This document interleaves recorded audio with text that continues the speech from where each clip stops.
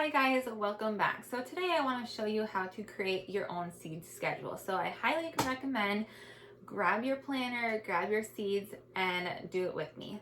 Okay, so first recommendation, create a seed inventory. And if you haven't already, check out my video where I make my seed inventory. I will link it down below, or you can just click up in the upper hand corner. But I have all my seeds organized. They're in an inventory. Super easy once you have the step down to move to the next step. So I have all my seeds by alphabetical order and organized. I also have them written down. That is your first step. Next step, get yourself a planner, a calendar. So what you're gonna do is you're just gonna go through variety by variety. Now, a great thing to do, know your zone. Just Google it. For example, if you live in Phoenix, Arizona, Google Phoenix, Arizona growing zone, and it will tell you. I live in a zone 3, so we have much colder winters, longer winters, and our frost date is much later. So that's your next step. When is your last frost date? It varies every year, so keep that in mind, but normally you can go to the Farmer's Almanac and find when your approximate last frost date is, or Google. Again, just Google when is my last frost date for this zone or this area that you're in. And go to your planner and your calendar and write down last frost date. Mine is May 15th. I am jealous of the people who is in March or April. I wish I had a frost date that early. So here I go to May and I wrote down last frost date right there. That was my first step. And then from there, I counted backwards, the last frost date. So you'll see a number 1, 2, and then if I go to May, I just continue counting back, if I go to April, you'll see I continue the number 3, 4, 5, 6. So these are how many weeks away it is from my last frost date. And, go all the way back to January. You want to go up to 10 to 12 weeks before your last frost date. So if your last frost date, 12 weeks before your last frost date's in December, go all the way back. Just keep counting. And this will make it so much easier just to number it in advance. Otherwise, you're going to be constantly flipping back and forth and counting 1, 2, 3, 4. It's going to be a hassle. So number your weeks.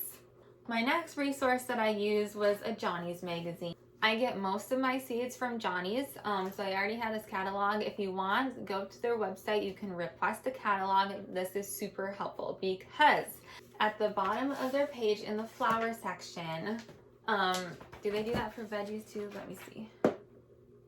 Okay, it doesn't do it for veggies, but in the bottom of their flower section, you can see this little green stripe and down. It goes through every single variety of flower, and it tells you how to start it. So whether it's indoor seed or direct sow outside, how many weeks in advance you need to start it, if it needs a chilling period. So it recommends, it gives hints of it needs a chilling stratification, chilling period, put it in your fridge for a week before you start, all this stuff.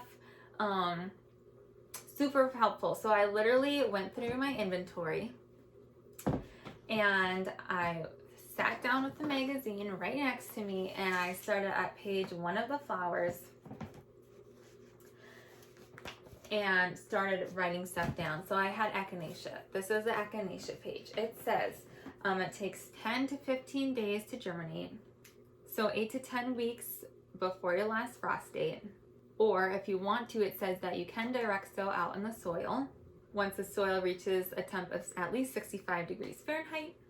It does the light preference, the planting space, the plant height, hardiness zones, and when and how to harvest for both dried flowers and fresh flowers. I mean, you have all the information you need right here. One of the reasons why I love getting seed from Johnny's is it has everything you need to know on the package. So right on the back, it says sow 10 to 12 weeks before your last frost. So you can literally go through all your different seed packets and just write them down. Once you have all of your seeds written down, organized, all that stuff, it's so easy to go in. It is currently February. I can just flip to February and I can see all of my flowers that I need to direct sow. So I recommend, or not direct sow, start indoors. I highly recommend using different colors for different things. So for example, I use pink for all my flowers and green for all my vegetables. Highlight everything that needs to have a chilling period. So anything that needs to go in the fridge for a week or needs to be chilled before planted, highlight those so you know, and when you see in the planner, be like, oh, okay, I see something highlighted next week. I know I need to pop those seeds in the fridge. You could also use a different color for whether it's indoor sowing or direct sowing outside.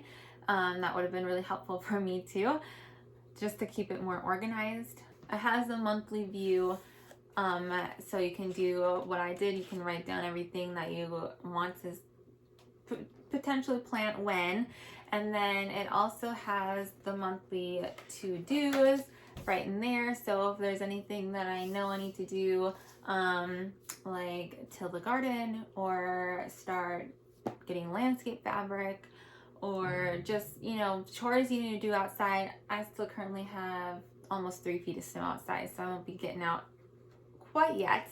And then it has the weekly view, and that's where I'm going to be writing down, I planted it on this day, this many seeds, just kind of keeping track and all that stuff. Plus the pictures are so dang beautiful.